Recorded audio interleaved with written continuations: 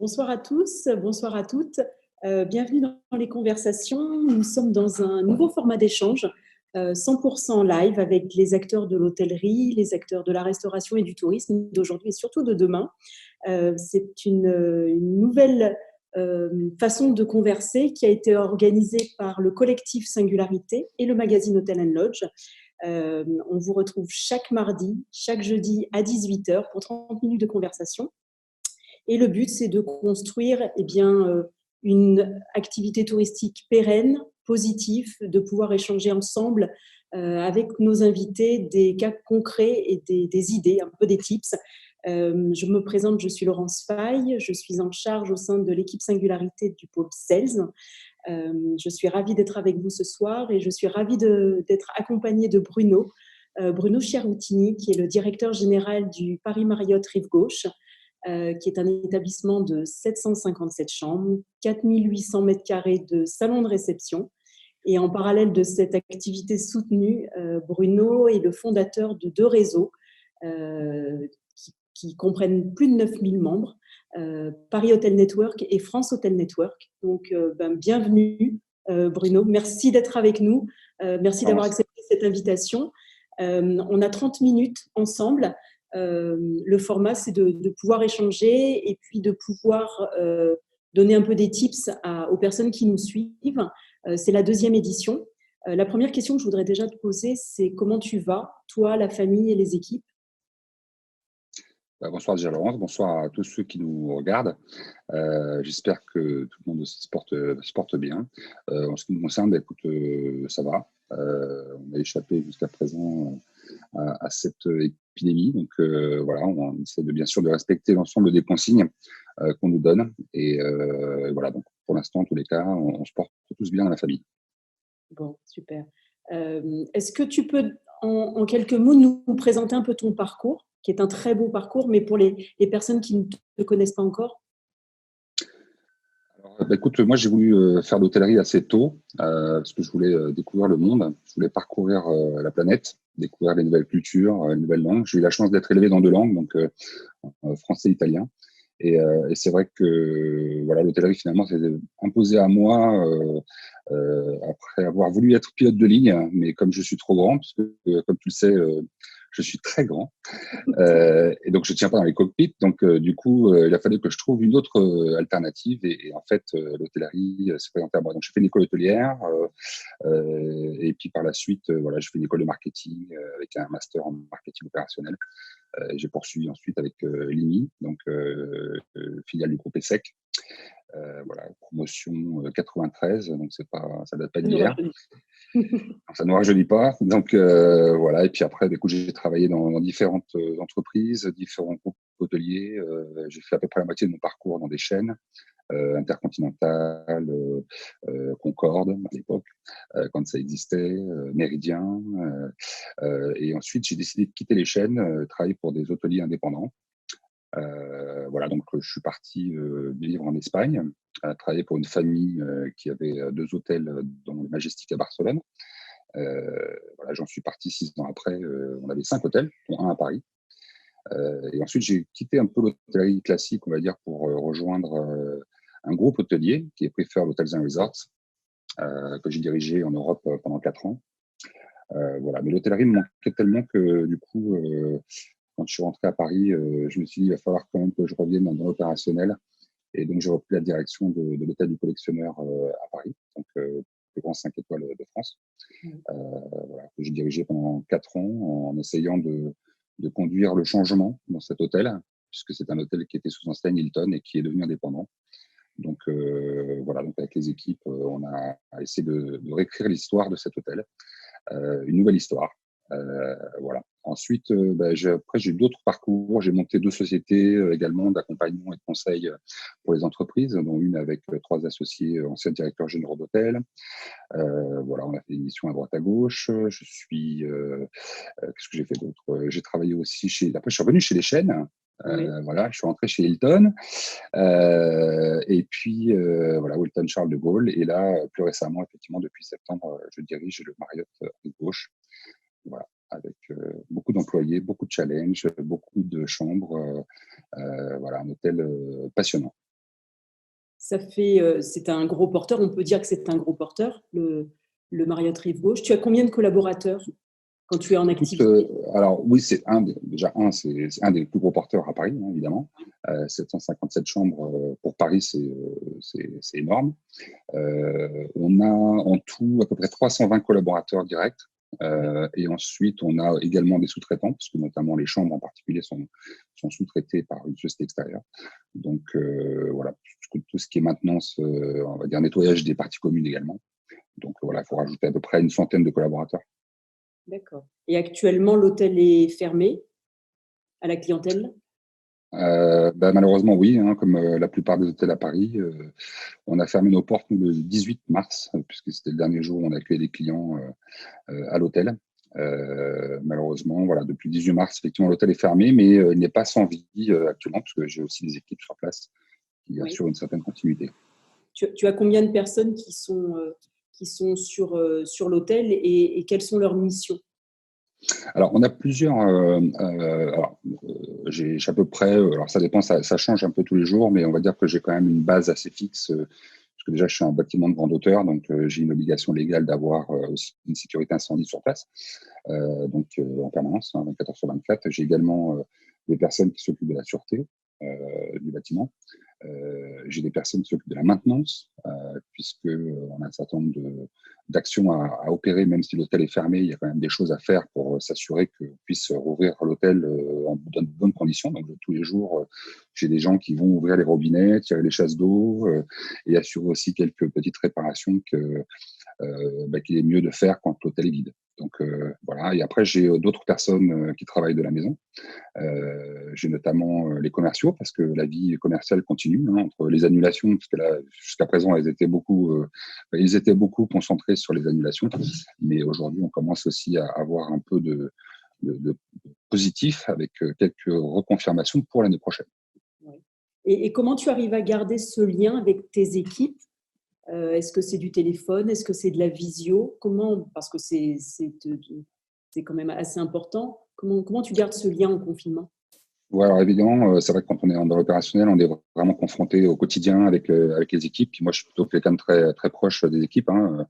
Donc, tu me connais un petit peu. Donc du coup, on a tout de suite créé, on avait déjà créé un groupe WhatsApp déjà qui nous permet de communiquer notamment avec les chefs de service. Donc, ça nous permet vraiment de communiquer au quotidien avec eux quand il y a des choses particulières à échanger. Au-delà de ça, j'ai évidemment des vidéoconférences avec Marriott de manière très régulière, pour pas dire quotidienne, sur différents aspects. Et avec l'ensemble des employés, en fait, écoute, j'ai essayé de faire une vidéoconférence avec tous mes employés hier. Donc, on a organisé ça via la plateforme Microsoft Teams, qui est un peu comme Skype, dans lequel en fait j'ai fait une réunion que j'ai l'habitude de faire en fait avec eux tous les mois, mais en live. Donc cette fois-ci on l'a fait en virtuel. Donc j'étais assez satisfait parce qu'il y avait on a eu à peu près 170 personnes qui sont connectées. Donc ce qui est quand même plus de la moitié de nos effectifs. Donc du coup, c'était plutôt intéressant et ça devait durer une demi-heure. D'habitude, en live, ça dure une demi-heure, mais là, je pense que les gens avaient tellement envie de reconnecter que ça a duré 2 heures. Et on avait terminé avec des questions-réponses également, parce que je pense qu'il y a beaucoup de gens qui se posent des questions en ce moment. Et c'est une belle démarche, en fait, de pouvoir garder le lien, parce que c'est vrai que chacun est confiné à la maison. Je pense que c'est un bon tips à échanger, tu vois, avec les autres hôteliers. Par rapport au groupe Marriott, Marriott, c'est, si je ne me trompe, le numéro 1 mondial en termes de groupe. Est-ce que tu as, sans rentrer dans des choses confidentielles, mais est-ce qu'il y a des choses que fait le groupe pour les collaborateurs et qui peut être intéressant de prendre un petit peu en exemple? Est-ce que tu aurais un exemple à nous donner? Oui, tout à fait. Alors déjà, je pense que et ça c'est quelque chose qui est applicable chez tout le monde, parce que c'est pas que parce que Marriott est le premier groupe mondial que ça doit être le cas, mais c'est vrai que de garder le contact avec ses équipes, c'est essentiel.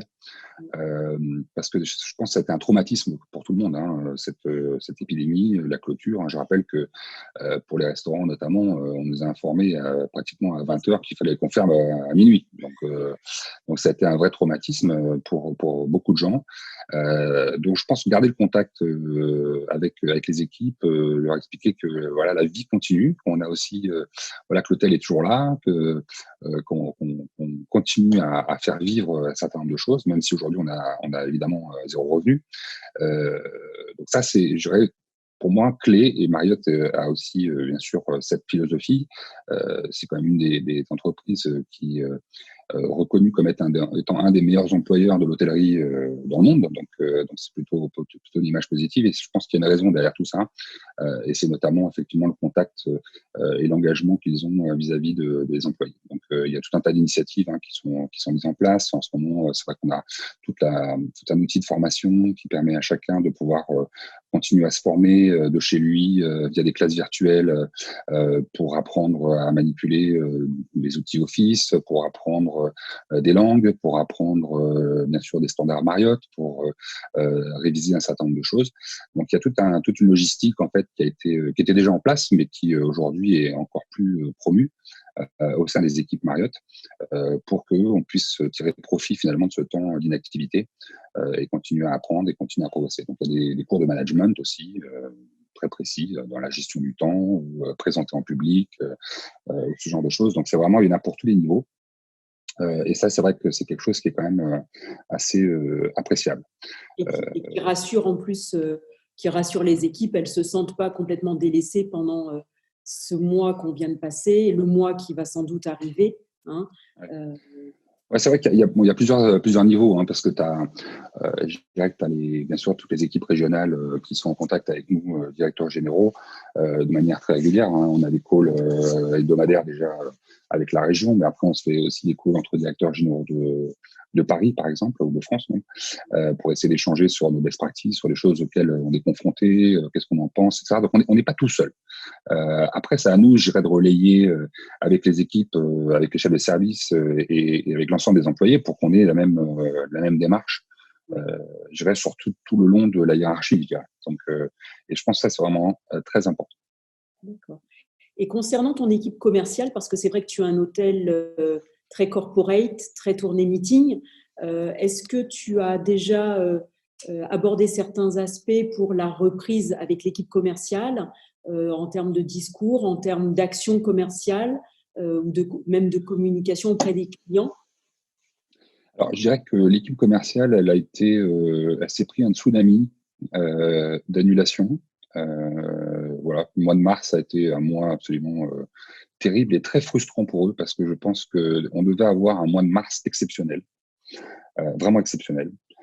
Et ça s'est transformé en étant le pire mois de l'histoire de l'hôtel.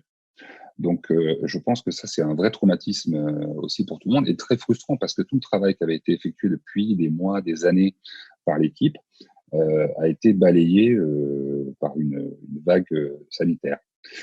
Donc là, aujourd'hui, on est dans cette phase, on est un petit peu c'est un peu comme l'épidémie, hein, on va atteindre un pic. Donc les annulations, je pense qu'on arrive à peu près, tout est annulé de toute manière, donc jusqu'à au moins fin juin, au moins presque fin août presque. Je dirais qu'on est là, on n'a plus grand chose à annuler, hein, à part annuler septembre et après, ce que j'espère évidemment pas. J'espère ça sera tout ça derrière nous. Donc là, on est plus dans une logique de rebooking, trouver des espaces pour repositionner ce qui avait été annulé, voir, j'irais négocier des nouveaux dossiers pour soit cette fin d'année, soit l'année prochaine. Donc là, je dirais qu'on commence à regagner un peu le sourire, de voir un certain nombre de choses qui se confirment. Et là, on a confirmé d'ailleurs un beau dossier pour l'année prochaine pour pratiquement 600 000 euros. Donc ça, je dirais, ça fait des bonnes nouvelles et on n'hésite pas à les partager. On n'hésite pas à les partager quand on a des belles nouvelles comme ça, parce qu'en ce moment, elles se font rares. Et oui, complètement. Il y avait eu une question pendant le live de mardi qui était comment est-ce que vous voyez l'hôtellerie urbaine après la crise? Est-ce que toi, qui es un pur Parisien, qui est dans cette atmosphère un peu difficile, est-ce que toi, tu as un peu une perspective de cette sortie de crise et de voir comment va être cette hôtellerie, que ce soit Paris, mais c'est valable pour les grandes métropoles, hein? Je crois qu'aujourd'hui, de toute façon, on a du mal déjà à voir le bout du tunnel, parce que bon là, ces derniers temps, on nous a parlé beaucoup de déconfinement, mais je pense que c'était aussi une manière de nous donner un peu d'espoir, parce que ces derniers temps, c'était plutôt les mauvaises nouvelles plutôt que les bonnes. Donc je pense que c'était les gens s'impatientent d'avoir un peu une perspective de déconfinement, donc, ce qui est naturel. Pour ma part, je ne vois pas de déconfinement dans l'immédiat, en tous les cas pas pour le 15 avril, et je pense même que ça ne sera pas pour jusqu'à fin avril. Je pense que ça va être certainement prolongé, et je pense que ce déconfinement se fera de manière extrêmement, comment dirais-je, progressif. Donc déjà, c'est extrêmement difficile d'envisager un retour à la normale ou à ce qu'on a connu, parce que je pense qu'on ne va pas retrouver ce qu'on a connu avant un bon petit moment. J'ai participé d'ailleurs à un webinaire de STR la semaine dernière. Ils font ça à peu près tous les vendredis. Et eux, ils parlaient de 18 mois à 2 ans pour essayer de récupérer. Alors, entre maintenant et dans 2 ans, il va se passer des choses. Mais en tout cas, pour essayer de retrouver un rythme de croisière, je pense qu'il va nous falloir du temps. Donc aujourd'hui, je dirais que l'heure, elle est plutôt à essayer de surveiller sa trésorerie, assurer je dirais la pérennité de l'entreprise, assurer le paiement des salaires de nos équipes. On a la chance de vivre en France, donc on paye des grosses charges sociales, mais c'est dans des moments comme ça où on se rend compte que c'est plutôt pas mal, parce que moi j'ai quelques collègues on va dire dans d'autres pays qui eux ont perdu leur job. Il n'y a pas d'autre solution, ils ont perdu leur job. Et quand on regarde aux États-Unis ce qui se passe, c'est absolument catastrophique. Parce que là aussi, il y a des gens qui ont 20 ans de maison, 30 ans de maison et qui sont remerciés du jour au lendemain.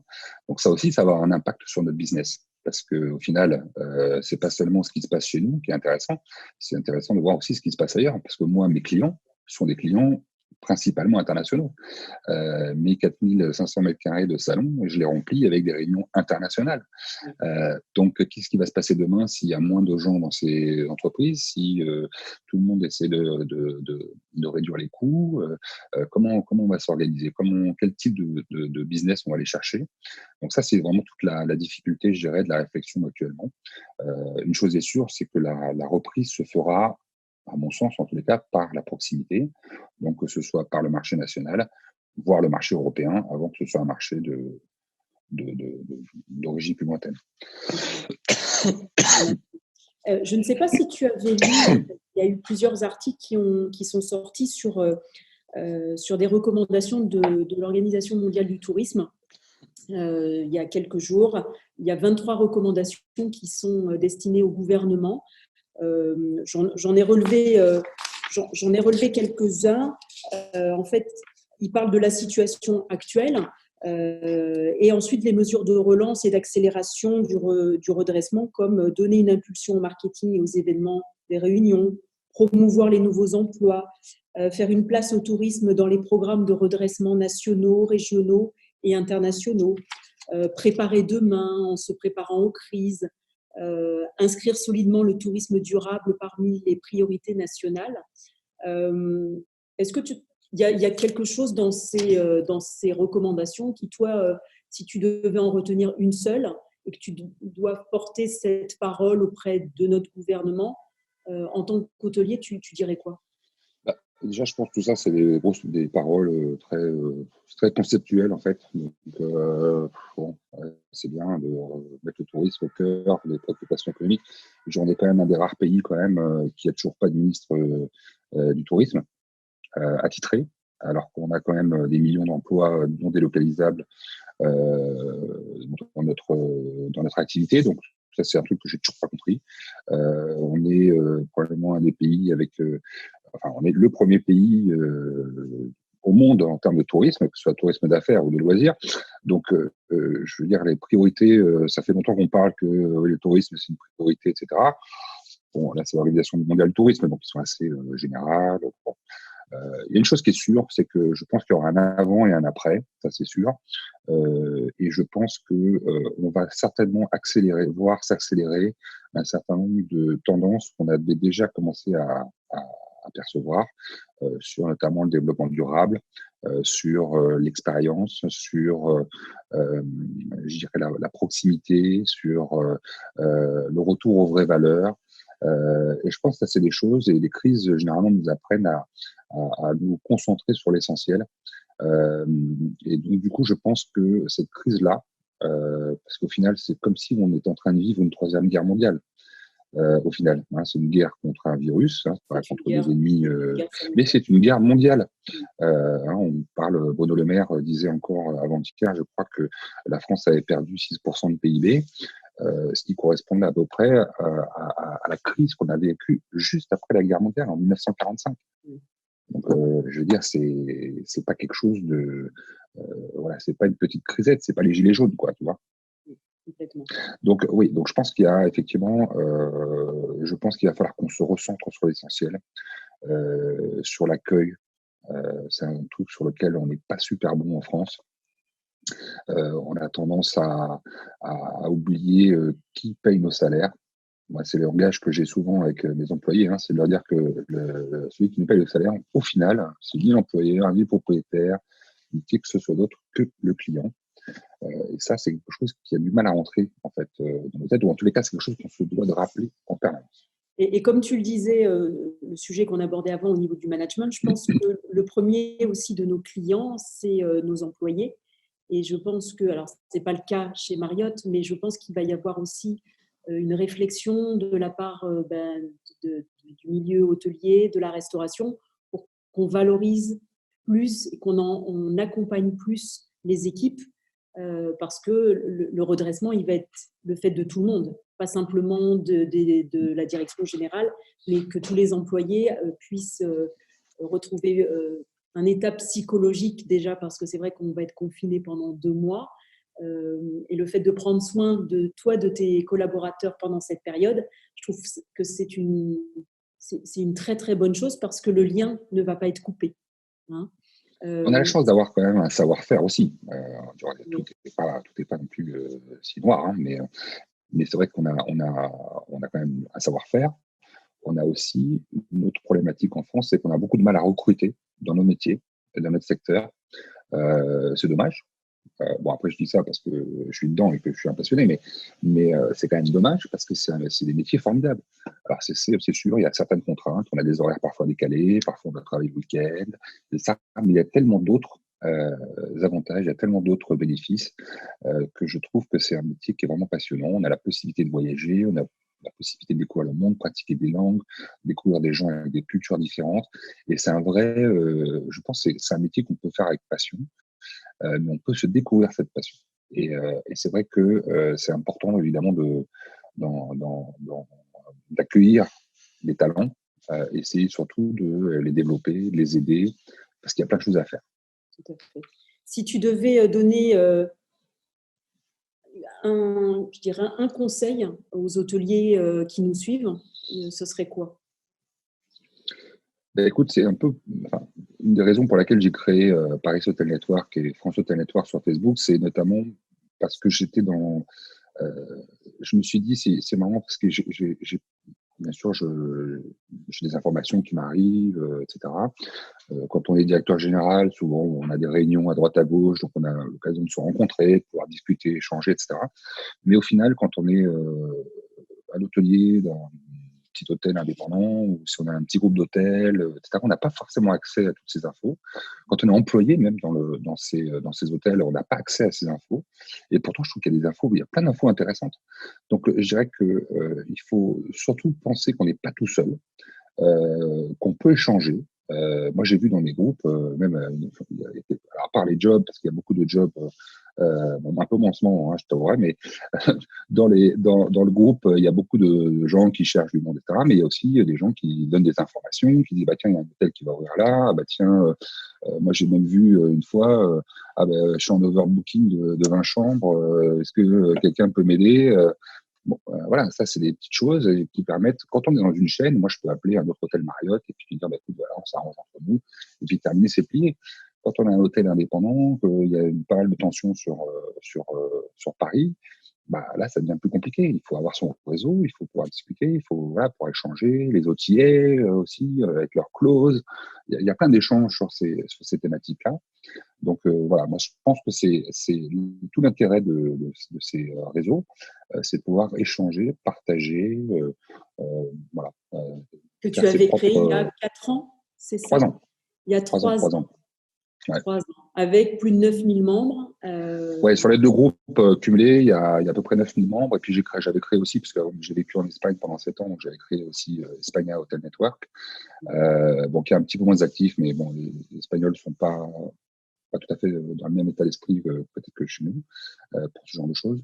Donc voilà, ouais, donc 9000 membres en 3 ans. Ouais, je t'avoue que j'étais un peu surpris. J'avais créé ça sur mon balcon un samedi matin, en me réveillant, en me disant tiens, je connais quelques personnes, ça serait bien si on créait un truc pour échanger. Et c'est parti en flèche assez rapidement. Et ça ne s'arrête pas. Et je pense qu'il faut peut-être qu'on précise pour les personnes qui ne connaissent pas encore ces deux réseaux-là qui sont sur Facebook, que ce sont des groupes fermés. Donc, c'est toi qui valide, qui valide l'adhésion. L'adhésion, Hein, tout à c'est fait. gratuit, bien entendu. Oui, bien sûr. Oui, c'est gratuit, il n'y a pas de pub. J'autorise pas de pub, j'autorise pas de fournisseurs à me vendre ses produits, etc. Donc, c'est vraiment un réseau d'hôteliers pour les hôteliers. Voilà, donc on peut se faire inviter, on peut quand même me trouver sur Facebook, mais effectivement, on peut pas, on n'y adhère qu'à partir du moment où j'ai donné mon feu vert. Donc, il faut être gentil avec moi. Super. Bon, on arrive à la fin de notre conversation déjà. Je voudrais te remercier infiniment d'avoir pris de ton temps pour partager ce moment avec nous. Remercier Hotel & Lodge de nous permettre d'organiser ce type de conversation un peu en live. Bon, j'espère qu'on va vite sortir, qu'on puisse se voir. Toi, tu es à Paris, moi, je suis à Nice, donc on est à 1000 km l'un de l'autre. C'est vrai qu'on ne s'était jamais parlé par visio. C'était un peu une première pour nous deux. Donc, merci en tout cas. Et puis, on vous donne rendez-vous mardi à 18h avec une nouvelle invitée. C'est Leslie Jones, qui est la fondatrice et la présidente du groupe Pitaya. Elle sera interviewée par Laurent Beaulieu. Donc, on vous souhaite un très bon week-end de Pâques en famille. Restez chez vous de manière à ce qu'on puisse tous se retrouver. Bruno, prends soin de toi et puis à bientôt. Merci beaucoup, merci en tous les cas. Et puis, je souhaite à tout le monde aussi que vous fassiez bien attention à respecter aussi les consignes, parce que plus on les respectera et plus on sortira vite de tout ce merdier. Donc, portez-vous bien, prenez soin de vous, prenez soin des vôtres. Et puis, j'espère qu'on se retrouvera pour des meilleurs auspices. Super. Merci, à bientôt Bruno.